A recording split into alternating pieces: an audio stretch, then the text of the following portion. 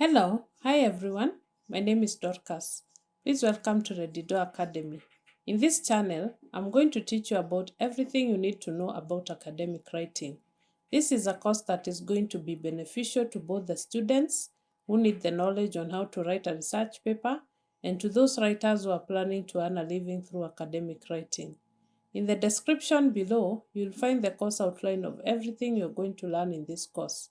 In a nutshell, I'm going to introduce you to what academic writing is, different writing formats that are used in academic writing, literature review, how to develop a strong thesis statement, citation and referencing, how to avoid plagiarism, and much more.